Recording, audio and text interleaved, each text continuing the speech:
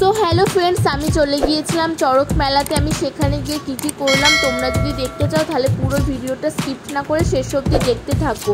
আমার নতুন একটা ব্লগে তোমাদের সবাইকে জানাই আরও একবার ওয়েলকাম। আমি চলে গিয়েছিলাম বাবার বাড়িতে, আর আমাদের বাড়ির পাশেই চড়ক মেলা হয়, সেখানে আমরা সবাই চলে গিয়েছিলাম। আর আমাদের বাড়িতে এসেছিলো মাসিরা, মামি, মামা সবাই এসেছিলো। আমরা সবাই একসাথে মেলায় চলে গিয়েছিলাম। গিয়েই আমরা গরমে ফার্স্টে সবাই মিলে আইসক্রিম খেয়ে নিলাম, তারপরে সবাই মিলে একটু মেলাটা ঘুরে দেখছিলাম।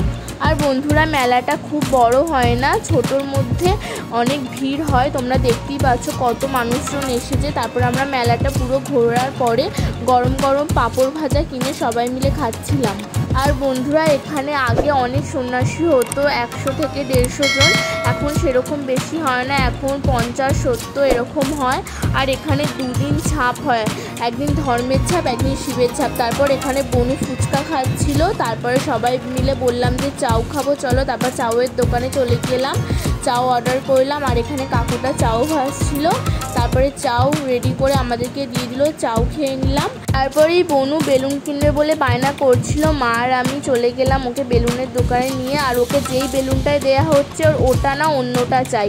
তারপরে শেষে একটা বেলুন পছন্দ হলো, তারপরে নিয়ে চলে আসলাম। তারপরেই হচ্ছে মেলার সামনের দিকে এসে দেখলাম এখানে সন্ন্যাসীরা দড়ি দিয়ে ওপর দিকে পাটাকে ঝুলিয়ে আর নিচে আগুন জ্বলছে, তারা দেহটাকে এখানে সেঁকছে।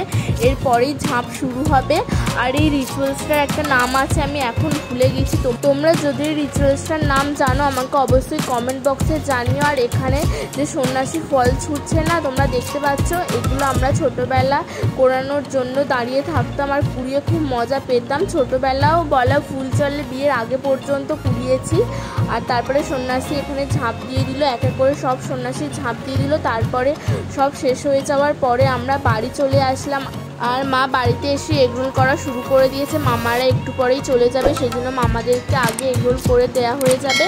আর মা মেলাতে যাওয়ার আগেই ঘুগনিটা করে রেখে গিয়েছিল, আর মেলা থেকে জিলিপি কিনে আনা হয়েছে।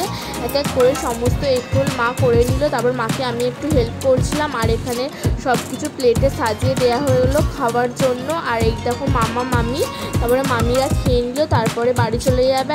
আজকের মতো ভিডিওটা এখানেই শেষ করলাম। তোমাদেরকে ভিডিওটা শেষ অবধি দেখার জন্য থ্যাংক ইউ। তোমরা অনেক ভালো থেকো, সুস্থ থেকো, লাভ ইউ টু অল। আর চ্যানেলটা সাবস্ক্রাইব করতে ভুলবেন না। চলো টাটা, বাই।